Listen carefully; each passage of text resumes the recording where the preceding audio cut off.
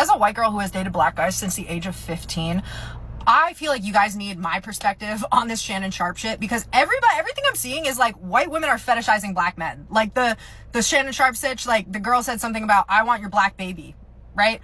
I have had black men come to me and say, I want you to have my black baby. Not, I want you to have my baby. That's the acceptable response. No, I want you to have my black baby. And I have had black men ask me to say very derogatory things in bed.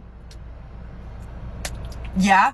So part of it is not that white women are fetishizing black men. It's like the opposite. And I feel like this isn't being talked about, and I don't want to get any hate for this, guys, because this is my personal experience, but I've had more black men than not mention race in our relationship as like a kink.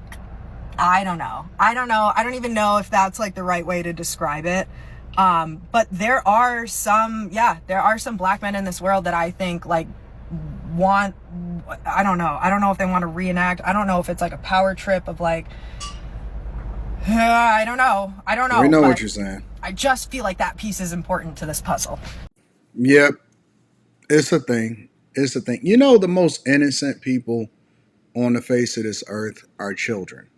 Before they start to be impressed upon, before they become impressionable, all of that stuff. And that's why you say, you know, when you read the word, it says, you know, basically to raise up a child, you know, in the ways of God, and it'll never depart from it. And that is applicable to everything, meaning that it's amazing to hear this. And she's being very careful with her words so that she doesn't offend anybody, because we already know that people want to come for people that say something a certain way that they don't necessarily care for. Instead of taking the information and leveraging it, what they do is they get mad at it, they get bothered by it, and it starts to become a thing. But without that being said, it's amazing because when she's saying that this is a kink, this is a fetish, which I believe that it is, they had to learn that because they never actually experienced it, right? They've never actually, nobody that is dating this woman, people that are alive today, did not experience slavery.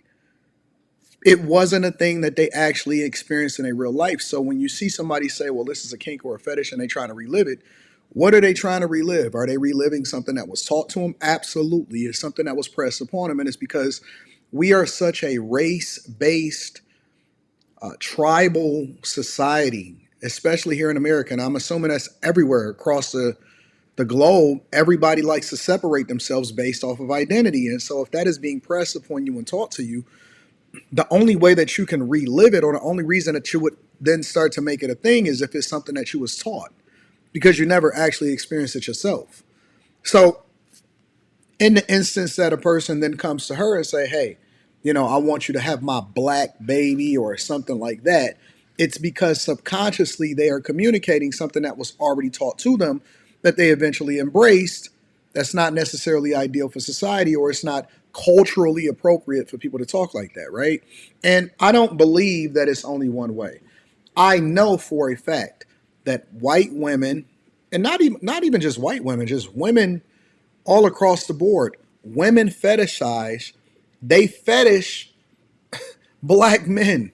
You know what I'm saying? Like, and it's the same thing the other way around. People are usually looking for, or they pedestalize something that they are not necessarily, is not necessarily as accessible to them.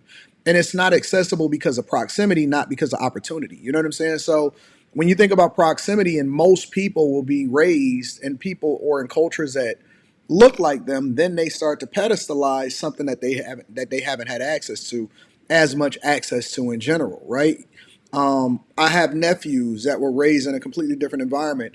I just recently took y'all on a tour on my vlog channel of my previous, you know, the neighborhood that I used to live in and my house and stuff like that. And so I was raised in the inner city of Detroit, and Detroit, for the most part, especially during the time that I was coming up, was the blackest city inside of the United States of America. A black mayor, controlled by a black police chief, all of the teachers was black, and all of that. And I didn't get to experience other cultures until I got to middle school, because my father took me out of regular public school, and for 2 years I went to private middle school that was basically, or predominantly, white, but it was multicultural. It was a lot of different things.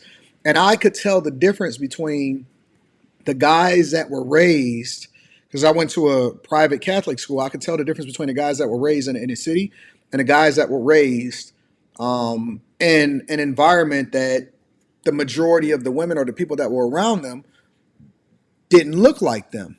And it wasn't that it was a problem. You could just tell. And the majority of the time, you can tell, not during school time, because I went to an all boys school, but when we actually interacted with the Mercy girls, when we interacted with the all girls school or the other schools, the other, Catholic schools, you go to the parties, you go to the whatever, the events and all of that stuff.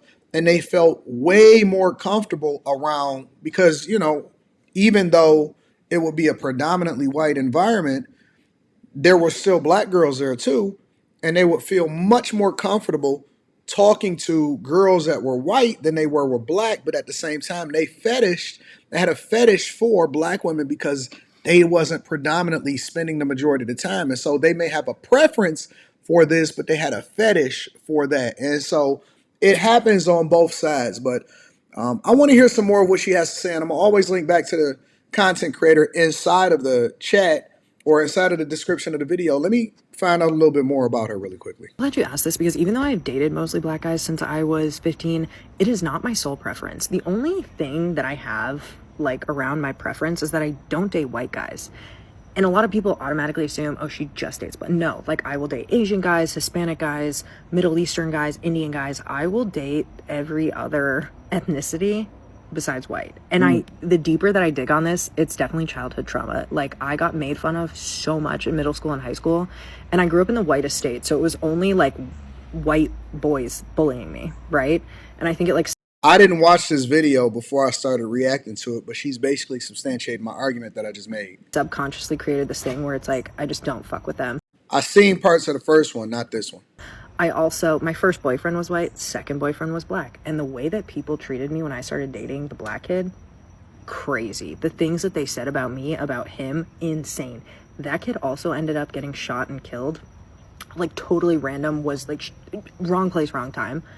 And I went to a party that summer and all of the white boys that were at my school were like, oh, like, what did you expect? Like, he's black and he just deserves. And it's like, that stuck with me so fucking hard. I think that was honestly the turning point where I was like, I'm never fucking with a white guy again. Like, there was just this level.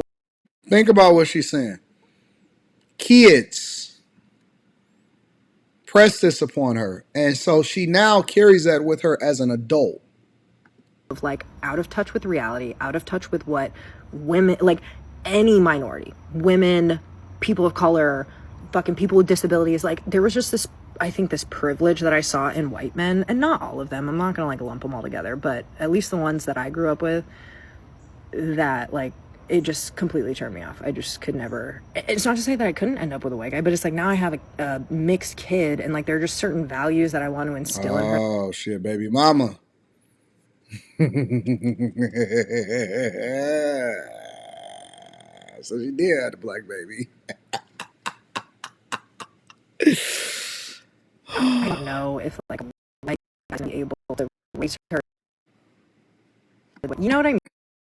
This is messing up. Let me see if I can rewind a little. Men, and not all of them. I'm not gonna like lump them all together, but at least the ones that I grew up with, that like it just completely turned me off. I just could never. It's not to say that I couldn't end up with a white guy, but it's like now I have a mixed kid, and like there are just certain values that I want to instill in her that like I don't know if like a white guy is gonna be able to raise her the way. You know what I mean? Like now it's just deeper than that. Yeah, people carry with them the trauma from their childhood or what was taught to them by their parents or their culture, and then that's the thing that then informs them on how they interact with other people when they become adults. Let me know what y'all think inside of the chat.